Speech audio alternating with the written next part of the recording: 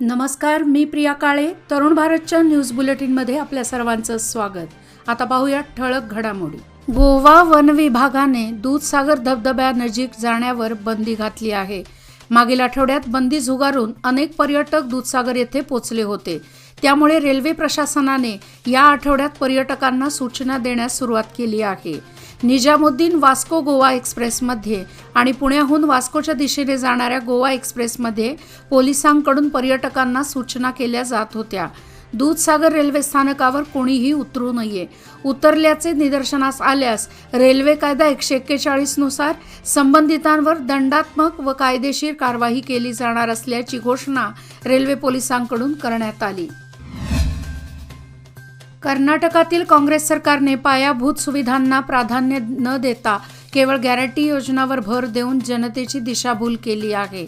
कर्नाटक विधिमंडळाचे सभापती घटनात्मक पदावर असताना त्यांनी याचा दुरुपयोग केल्याचा आरोप करत आज बेळगाव शहरात भाजपकडून निदर्शने करण्यात आली. शहरातील कित्तूर राणी चन्नम्मा चौकामध्ये घोषणाबाजी करण्यात आली.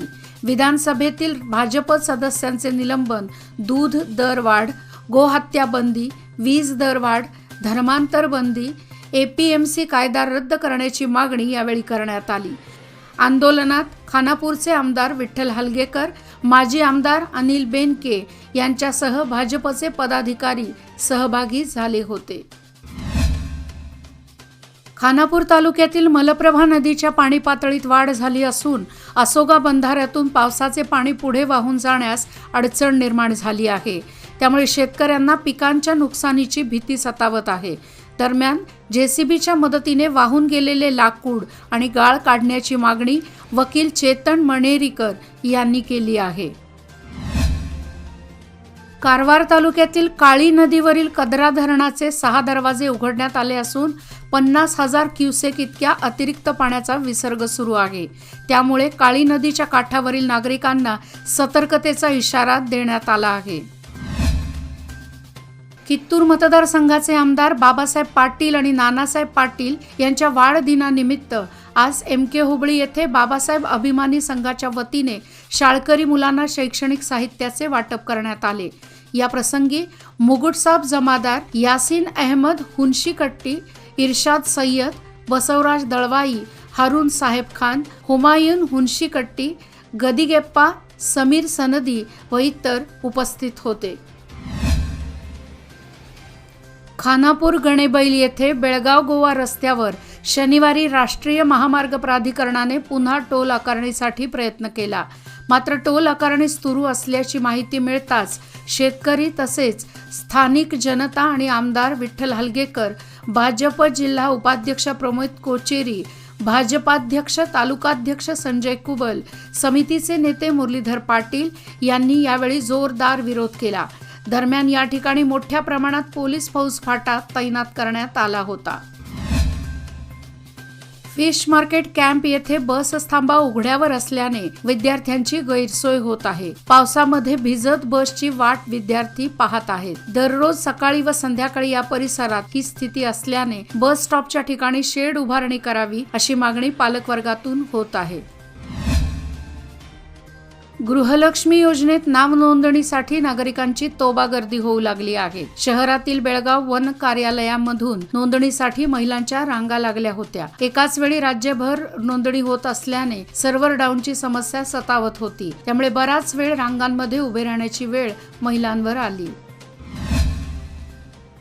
मागील 8 दिवसांपासून पावसाने जोरदार सुरुवात केली आहे. यामुळे शेतकऱ्यांसह सारेच जण समाधानी झाले. मात्र आता पावसाने जोर पकडला असून पाण्याचा ठणठणाट असलेल्या मार्कंडेय नदीमध्ये आता मोठ्या प्रमाणात पाणी प्रवाहित झाले आहे. त्यामुळे कंगराळी खुर्द येथील असणारे जुने पूल यावर्षी पहिल्यांदाच पाण्याखाली गेले आहे. तर परिसरात असणाऱ्या शेतीमध्ये काही प्रमाणात पाणी शिरले आहे.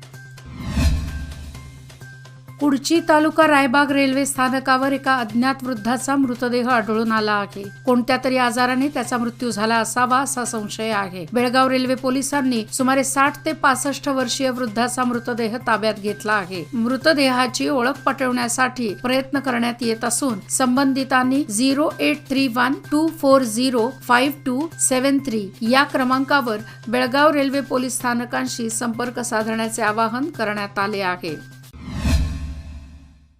न्यू गांधीनगर येथे असलेल्या सर्व्हिस रस्त्याची अवस्था दयनीय झाली आहे. या सर्व्हिस रस्त्यावरून वाहन चालवणे कसरतीचे ठरत आहे. तर तिथे असलेल्या फ्रूट मार्केटमधील रस्त्यांनाही खड्डे पडले आहेत. त्यामुळे मोठ्या समस्येला तोंड द्यावे लागत आहे. तेव्हा त्याची तातडीने दुरुस्ती करावी अशी मागणी वाहन चालक व व्यापारी वर्गातून होत आहे. पावसाला सुरुवात झाली त्यामुळे आता धोकादायक झाडे देखील पडून नुकसान होऊ लागले आहे. भाग्यनगर दुसरा क्रॉस येथे झाड कोसळून एका कारचे नुकसान झाले आहे. भाग्यनगर परिसरात अनेक धोकादायक झाडे आहेत, ती हटवावीत अशी मागणी या परिसरातील नागरिकांमधून होत आहे. गडहिंग्लज, आजरा, चंदगड, आंबोली या भागात पावसाचा जोर वाढला आहे. मात्र तालुक्यातील नद्यांची पाणी पातळी वाढत असून अद्यापही पूरजन्य परिस्थिती निर्माण झालेली नाही. असे असले तरी नदीकाठ भागातील नागरिकांनी जुन्या व जीर्ण घरकुलात वास्तव्य करू नये. याशिवाय महापुराच्या परिस्थितीत नदीकाठ भागातील लोकवसाहतीत पूर्वसूचना देऊन त्यांचे सुरक्षित स्थलांतर करण्याचे नियोजन केले असल्याची माहिती तहसीलदार संजीव इंगळे यांनी दिली. फलोद्यान खात्यावतीने सन 2023-24 या आर्थिक वर्षात महात्मा गांधी राष्ट्रीय ग्रामीण उद्योग खात्री योजनेअंतर्गत अनुसूचित जाती जमाती व दारिद्र्य रेषेखालील शेतकऱ्यांना पिकानुसार सहाय्यधन देण्यात येणार असल्याची माहिती फलोद्यान अधिकारी तात्यासाहेब नांदणी यांनी पत्रकाद्वारे दिली आहे. लघु पाटबंधारे खात्याच्या वतीने निर्माण करण्यात आलेला बहिरापूरचा तलाव बारमाही पाण्याने भरलेला असतो. पण गत 40 वर्षात या तलावातील पाणी लाभार्थी भागांना पुरवठा केलेले नाही. परिणामी पाणी पुरवठा करणारा कालवा सध्या बिनकामी ठरला असून माती दगडाने तो भरला आहे. सदर कालवा स्वच्छ करून लाभार्थी भागांना पाणी पुरवठा करावा अशी मागणी कणगला पंचक्रोशीतील नागरिकांनी केली आहे. याचबरोबर आजचे बातमीपत्र इथेच संपले. अधिक माहिती आणि ताज्या घडामोडी करता पाहत रहा तरुण भारत न्यूज चॅनल. तसेच आमच्या चॅनलला लाईक, शेअर आणि सबस्क्राईब करायला विसरू नका. आणि विश्वासार्ह बातम्यासाठी दररोज वाचा दैनिक तरुण भारत. धन्यवाद. शुभरात्री.